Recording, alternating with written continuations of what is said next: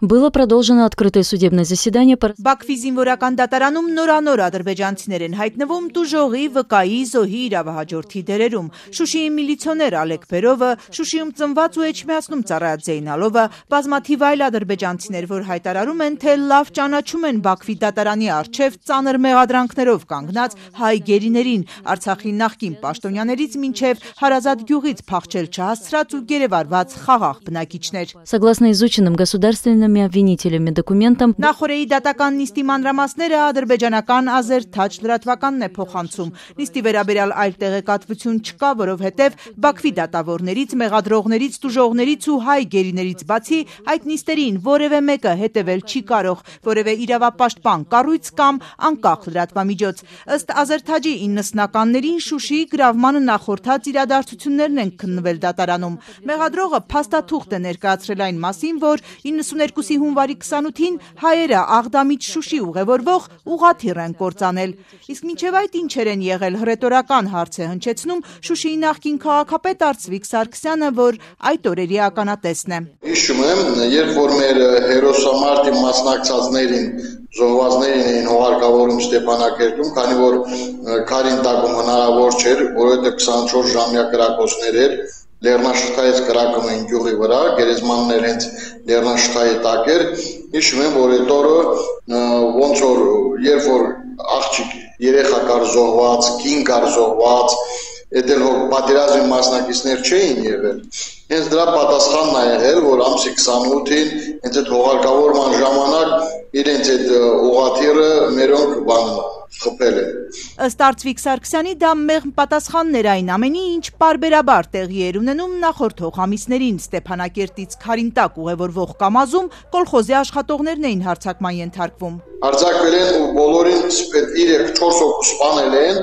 մեքենայի մեջ, ականջները կտրել, գյուղապետի ականջները կտրել։ Հացի ծխախոտի հերթ կանգնած մարդկանց վրա արկեր էին ընկնում։ Հագի մարդիկ են զոհվել, երեխաներ են զոհվել, այդ իրենք ինչի չեն ասում։ Բաքվի պետական լրատվամիջոցը գրում է նաև, թե ջարդեր են եղել Շուշիին հարակից Մալիբեյլի ու Ղուշչուլար գյուղերում։ Այդտեղ բնակիչներ չեն եղել,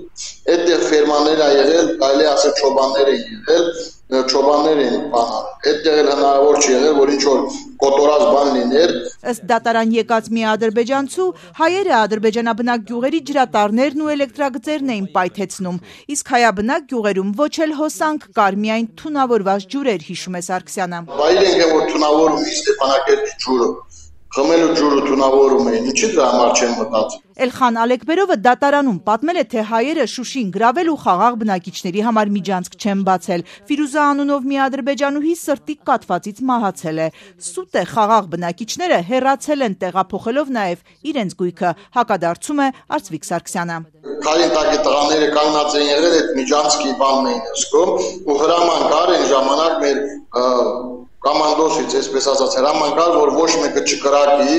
ոչ մեկը թող այդ ավտոմեքենաներով բանով իրենք դուրս էին գալիս։ Իրենք գնացին, դրանց ոչ մեկը չի խանգարել։ Դատարանում նաև Սահիբ Սարիև անունով շուշեցի մի ականատես է ելույթ ունեցել, որ պնդել է, թե Արցախի նախկին նախագահներ Բակո Սահակյանին ու Արկադի Ղուկասյանին լավ է ճանաչում։ Իր վրա են հարձակվել քարերով, փայտերով, երկաթե կտորներով։ Սարքած գործ Բաքվի լրատվամիջոցի տարածած այս ամբողջ պատմությունը այսպես է որակում Շուշիի նախկին քաղաքապետը։ Այն ժամանակ ոչ Բակո Սահակյանն է դրա մասնակցել, ոչ Արկադի Ղուկասյանն է մասնակցել, Արայիկ Հարությունյանը ջահել է եղել, կարելի ասել չի մասնակցել։